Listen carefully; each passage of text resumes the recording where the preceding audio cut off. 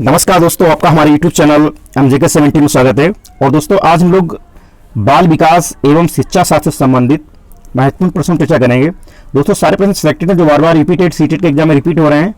तो देखते हैं दोस्तों, पहला प्रश्न दोस्तों है, मनोविश्लेषणात्मक प्रणाली के जन्मदाता कौन है? तो चार ऑप्शन दोस्तों है, Woodworth, Sigmund Freud, Jung, J.S. Ross. दोस्तों यहाँ पे हमारा जो राइट आंसर दोस्तों है वो है ऑप्शन बी, सिगमंड फ्रायड। मनोविश्लेषणात्मक प्रणाली के जन्मदाता सिगमंड फ्रायड को माना जाता है। और दोस्तों, फ्रायड महोदय ने जो है मानव मस्तिष्क की 3 भाग बताए, चेतन, अचेतन और अचेतन। नेक्स्ट क्वेश्चन दोस्तों है, विद्यार्थियों की शिक्षा में महत्वपूर्ण भूमिका किसकी होती है? तो अनुवांशिकता, वातावरण, ए व बी दोनों। तीसरा दोस्तों, चौथा ऑप्शन है इनमें से कोई नहीं। तो दोस्तों यहाँ पे हमारा जो राइट आंसर दोस्तों है वो दोस्तों है ऑप्शन सी, ए व बी दोनों। दोस्तों, विद्यार्थी की शिक्षा में अनुवांशिकता और वातावरण की महत्वपूर्ण भूमिका होती है। विद्यार्थी में न केवल अपने माता पिता बल्कि उनसे संबंधित उनके पूर्वजों से भी अनेक शारीरिक और मानसिक गुण प्राप्त होते हैं। इसे ही दोस्तों हम वंशानुक्रम, वंश परंपरा आदि नामों से जानते हैं। और इसी तरह वातावरण से भी विद्यार्थी बहुत सारी अधिगम प्रक्रियाएं ग्रहण करता है। तीसरा क्वेश्चन दोस्तों है, संज्ञानात्मक विकास का तात्पर्य क्या है? तो ग्रहण की गई संबंधित सूचना का रूपांतरण, ग्रहण की गई सूचना का विस्तारण, सूचनाओं का संग्रहण एवं पुनः प्रस्तुतिकरण, इनमें से सभी। तो दोस्तों यहाँ पे सभी ऑप्शन सही है, ऑप्शन डी हमारा बिल्कुल सही है। क्वेश्चन नंबर 4 दोस्तों है, गर्भधारण से लेकर जन्म तक की अवस्था को क्या कहा जाता है? तो पहला ऑप्शन है प्रसव पूर्व, दूसरा है बचपन, तीसरा है उत्तर वाली अवस्था, चौथा है किशोरावस्था। तो दोस्तों यहाँ पे हमारा जो राइट आंसर दोस्तों है वो दोस्तों है ऑप्शन ए, प्रसव पूर्व। दोस्तों, हर्लॉक के अनुसार गर्भधारण से जन्म तक की अवस्था को प्रसव पूर्व अवस्था कहा जाता है। और ये अवस्था गर्भाधान से जन्म तक के समय तक मानी जाती है, यानी कि 9 महीना या 280 दिन माना जाता है। क्वेश्चन नंबर 5 दोस्तों, जीन पियाजे के अनुसार बच्चों का अमूर्त तर्क और तर्क कौशल किस के दौरान विकसित होते हैं? तो दोस्तों पहला है ज्ञानेंद्रिय अवस्था, दूसरा है पूर्व क्रमिक अवस्था, तीसरा दोस्तों औपचारिक परिचालन अवस्था और ऑप्शन डी दोस्तों ठोस परिचालन अवस्था। तो दोस्तों यहाँ पे हमारा जो राइट आंसर दोस्तों है वो है ऑप्शन सी, औपचारिक परिचालन अवस्था। दोस्तों, पियाजे के अनुसार जैसे जैसे बच्चे की आयु बढ़ती है उसका कार्यक्षेत्र बढ़ता जाता है तथा वैसे वैसे उसकी बुद्धि का भी विकास हो जाता है। और दोस्तों, जीन पियाजे के अनुसार औपचारिक परिचालन या अमूर्त संक्रियात्मक अवस्था 12 वर्ष के बाद शुरू होती है। और इसमें बच्चों के तार्किक चिंतन की क्षमता का विकास, समस्या समाधान की क्षमता का विकास, वास्तविक अवास्तविक में अंतर समझने की क्षमता का विकास तथा वास्तविक अनुभवों को काल्पनिक परिस्थितियों में ढालने की क्षमता का विकास भी प्रारंभ हो जाता है। क्वेश्चन नंबर 6 दोस्तों है, व्यक्तित्व मापन की CAT विधि यानी कि चाइल्ड परसेप्शन टेस्ट विधि किसके द्वारा दी गई है? तो दोस्तों यहाँ पे हमारा जो राइट आंसर दोस्तों है वो है बेलाक। और दोस्तों ये TET जो है ये व्यक्तित्व परीक्षण की एक विधि है। क्वेश्चन नंबर 7 दोस्तों है, TAT में कितने कार्ड होते हैं? तो दोस्तों TAT यानी कि थीमेटिक परसेप्शन टेस्ट। दोस्तों, इस परीक्षण का निर्माण जो है हेनरी मुर्रो के द्वारा किया गया था, हेनरी मुर्रो के द्वारा 1935 में। और दोस्तों इसमें जो कुल कार्डों की संख्या होती है वो होती है 30, यानी कि ऑप्शन सी हमारा दोस्तों सही है। क्वेश्चन नंबर 8 दोस्तों है, निम्नलिखित में से कौन सा वृद्धि और विकास का सिद्धांत नहीं है? तो व्यक्तिगत भिन्नताओं का सिद्धांत, सेल्फ पैसिंग का सिद्धांत, निरंतरता का सिद्धांत, पैटर्न का सिद्धांत। तो दोस्तों यहाँ पे हमारा जो राइट आंसर दोस्तों है वो दोस्तों है ऑप्शन बी, सेल्फ पैसिंग का सिद्धांत नहीं है। क्वेश्चन नंबर 9 दोस्तों है, MLL न्यूनतम अधिगम स्तर, मिनिमम लर्निंग लेवल मूल रूप से एक ऐसा उपागम है जिसकी मान्यता है कि किसी भी कार्य को सभी विद्यार्थी न्यूनतम स्तर तक सीख सकते हैं, सभी अधिगम कार्य सीखे नहीं जा सकते हैं, सभी उद्देश्यों को प्राप्त नहीं किया जा सकता है, उपयुक्त में से कोई नहीं। तो दोस्तों यहाँ पे हमारा जो राइट आंसर दोस्तों है वो है ऑप्शन ए, ऑप्शन ए हमारा दोस्तों सही है, किसी भी कार्य को सभी विद्यार्थी न्यूनतम स्तर तक सीख सकते हैं। दोस्तों, न्यूनतम अधिगम स्तर MLL एक ऐसा उपागम है जिसकी मान्यता है कि किसी भी कार्य को सभी विद्यार्थी न्यूनतम स्तर तक सीख सकते हैं और शिक्षा की सार्वभौमिकता न्यूनतम अधिगम स्तर पर निर्भर करती है।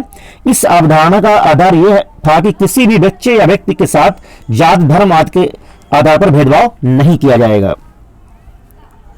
क्वेश्चन नंबर 10 दोस्तों है, निम्नलिखित में से किस क्षेत्र में अधिगम का अधिकतर हस्तांतरण संभव है? तो पहला है स्मरण, अवबोधन, सामान्यीकरण, आत्तों का निर्माण। दोस्तों यहाँ पे हमारा जो राइट आंसर दोस्तों है वो दोस्तों है ऑप्शन बी, सामान्यीकरण। दोस्तों जब कोई एक सीखा हुआ कार्य दूसरे सीखने के कार्य को प्रभावित करता है तो उसे अधिगम का अत्यधिक स्थानांतरण कहते हैं। और इस प्रकार का स्थानांतरण सीखने की क्रिया को सरल बनाता है। जैसे हम विद्यालय में जोड़, घटाना, गुणा आदि सीखते हैं और उस ज्ञान का प्रयोग बाजार में चीजें खरीदने के समय करते हैं। और दूसरी ओर जब पहले सीखी हुई क्रिया दूसरी सीखने की क्रिया में बाधक बनती है तो उसे विपरीत स्थानांतरण कहा जाता है। दोस्तों ये क्रिया सामान्यीकरण की दिशा में अधिक संभव होती है। क्वेश्चन नंबर 11 दोस्तों है, पियाजे के अनुसार प्राक समप्रत्यात्मक एवं अंतर्दृष्टि विधि संबंधित है। तो पहला है संवेदी पीसी व्यवस्था, दूसरा है मूर्त संक्रियात्मक व्यवस्था, तीसरा औपचारिक संक्रिय व्यवस्था, चौथा है उपयुक्त में से कोई नहीं। तो दोस्तों यहाँ पे हमारा जो राइट आंसर दोस्तों है वो है ऑप्शन डी, इनमें उपयुक्त में से कोई नहीं। दोस्तों जीन पियाजे के अनुसार प्राक संप्रत्यात्मक व अंतर्दृष्टि अवधि पूर्व संक्रियात्मक व्यवस्था यानी कि 2 से 7 वर्ष तक संबंधित होती है और इस अवस्था में बालक में भाषा का विकास प्रारंभ हो जाता है। साथ ही साथ बालक अपने परिवेश की वस्तुओं को पहचानने व उसमें विभेद करने लगता है। क्वेश्चन नंबर 12 दोस्तों है, अभिप्रेरणा का चालक सिद्धांत किसके द्वारा दिया गया है। तो दोस्तों 4 ऑप्शन है, विक्टर ब्लूम, मैस्लो, आर.एस. Woodworth, Skinner. तो दोस्तों यहाँ पे हमारा राइट आंसर दोस्तों है वो है ऑप्शन बी, मैस्लो के द्वारा। अभिप्रेरणा का चालक सिद्धांत मैस्लो के द्वारा दिया गया है। क्वेश्चन नंबर 13 दोस्तों है, बुद्धि लब्धि का प्रत्यय प्रस्तुत किया गया। तो बुंट, गिलबर्ट, विलियम स्टर्न, साइमन। तो दोस्तों यहां पे हमारा जो राइट आंसर दोस्तों है वो है ऑप्शन सी, विलियम स्टर्न के द्वारा। बुद्धि लब्धि का संप्रत्यय जो है, आईक्यू लेवल का संप्रत्यय जो है विलियम स्टर्न के द्वारा दिया गया था दोस्तों। और बुद्धि लब्धि का प्रत्यय, बुद्धि लब्धि दोस्तों इंटेलिजेंस कोसेंट कई अलग मानकीकृत परीक्षणों से प्राप्त एक गणना है जिसमें बुद्धि का आकलन किया जाता है। नेक्स्ट क्वेश्चन दोस्तों है, बुद्धि सिद्धांत का प्रतिपादक कौन है। तो Spearman, Thurston, kettle, gardener.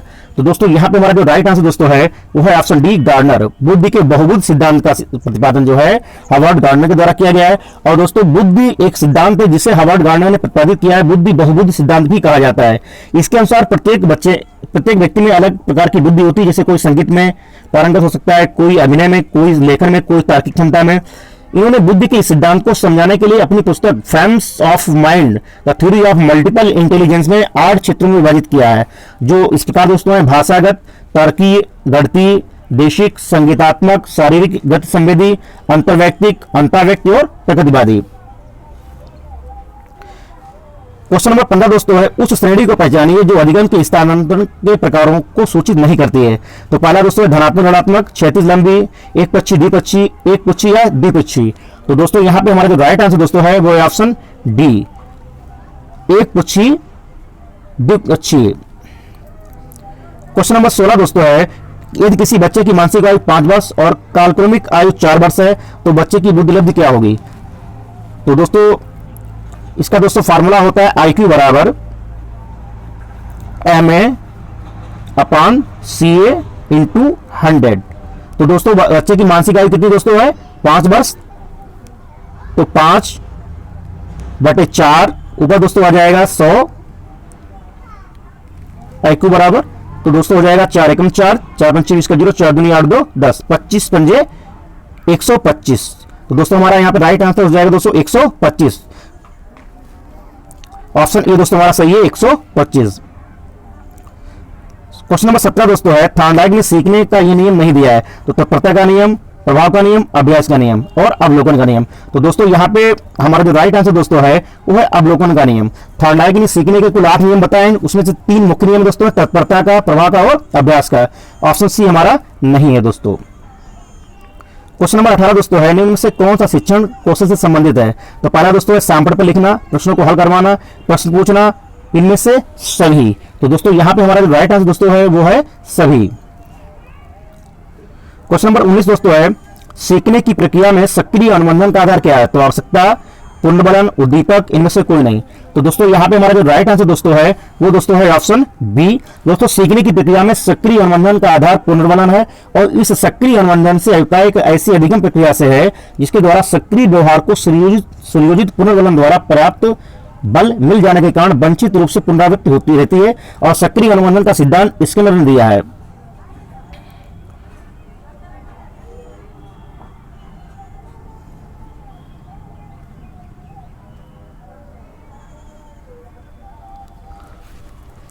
Question number 20 दोस्तों है, सूक्ष्म शिक्षण के चक्र को पूरा होने की समय अवधि क्या है?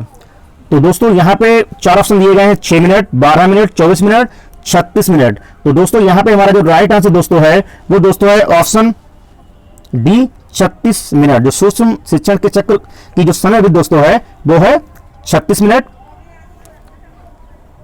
क्वेश्चन नंबर 21 दोस्तों है, समस्यात्मक बच्चों की पहचान हेतु कौन सी विधि प्रभावशाली है? तो पहला दोस्तों विकासात्मक मापनी, दूसरा बालक का व्यक्तित्व अध्ययन, तीसरा बालक के व्यवहार का व्यवस्थित अवलोकन, चौथा दोस्तों उपयुक्त सभी। तो दोस्तों यहां पे हमारा जो राइट आंसर दोस्तों है वो है दोस्तों उपयुक्त सभी। समस्यात्मक बच्चों की पहचान हेतु सभी विधि प्रभावशाली है, विकासात्मक मापनी, बालक का व्यक्तित्व अध्ययन, बालक के व्यवहार का व्यवस्थित अवलोकन, उपयुक्त सभी। क्वेश्चन नंबर 22 दोस्तों है, सामाजिक सांस्कृतिक सिद्धांत का प्रतिपादन किसने किया है?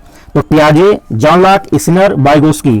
तो दोस्तों यहां पे हमारा जो राइट आंसर दोस्तों है वो दोस्तों है ऑप्शन डी वाइगोस्की के द्वारा। दोस्तों लीब सिमनोविच वाइगोस्की का सामाजिक दृष्टिकोण संज्ञानात्मक विकास का सिद्धांत एक प्रगतिशील विश्लेषण प्रस्तुत करता है। और दोस्तों रूसी मनोवैज्ञानिक वाइगोस्की ने बताया कि बालक संज्ञानात्मक विकास में समाज एवं उनके सांस्कृतिक संबंधों के बीच एक संवाद को एक महत्वपूर्ण आयाम घोषित किया गया है। और पियाजे की तरह ही वाइगोस्की भी यह मानते थे कि बच्चे ज्ञान का निर्माण करते हैं, किंतु इनके अनुसार संज्ञानात्मक विकास एकाकी नहीं हो सकता है। ये भाषा विकास, सामाजिक विकास, यहां तक कि शारीरिक विकास के साथ साथ सामाजिक संदर्भ में भी होता है। क्वेश्चन नंबर 23 दोस्तों है, समावेशी शिक्षा में किस प्रकार के छात्र शामिल होते हैं? तो केवल विशिष्ट छात्र, केवल सामान्य छात्र, सामान्य विशिष्ट छात्र, बहुभाषी या प्रतिभाशाली। तो दोस्तों एक समावेशी शिक्षा ऐसी प्रक्रिया है जिसके द्वारा किसी भी भेदभाव व अंतर के समाज के प्रत्येक वर्ग को शिक्षा प्रदान की जाती है ताकि समाज के सभी बालकों में एक स्तर पर लाया जा सके। इसमें सामान्य और विशिष्ट सभी प्रकार के छात्रों को शामिल किया जाता है। तो दोस्तों यहां पे हमारा ऑप्शन बी सही है, सामान्य और विशिष्ट छात्र शामिल होते हैं। और लास्ट क्वेश्चन दोस्तों है, समावेशीकरण की सफलता के लिए आवश्यक क्या है? तो दोस्तों 4 ऑप्शन है, क्षमता निर्माण, अभिभावकों की भागीदारी, अभिप्रेरणा, ये सभी। तो दोस्तों यहां पे हमारा जो राइट आंसर दोस्तों है वो दोस्तों है सभी, क्षमता निर्माण, अभिप्रेरणा और अभिभावकों की भागीदारी, ये सभी। दोस्तों शिक्षा का समावेशीकरण ये बताता है कि विशेष शैक्षणिक आवश्यकताओं की पूर्ति के लिए एक सामान्य छात्र और एक दिव्यांग छात्र को समान शिक्षा प्राप्ति के अवसर मिलने चाहिए। और इसकी सफलता के लिए क्षमता निर्माण, अभिभावकों की भागीदारी और अभिप्रेरणा बहुत जरूरी होती है। दोस्तों ये थे बाल विकास एवं शिक्षा से संबंधित महत्वपूर्ण प्रश्न। तो दोस्तों अगर आपको हमारा वीडियो अच्छा लगा तो प्लीज वीडियो को लाइक कीजिए, शेयर कीजिए, चैनल को सब्सक्राइब कीजिए। मिलते हैं दोस्तों नेक्स्ट वीडियो में। Thank you.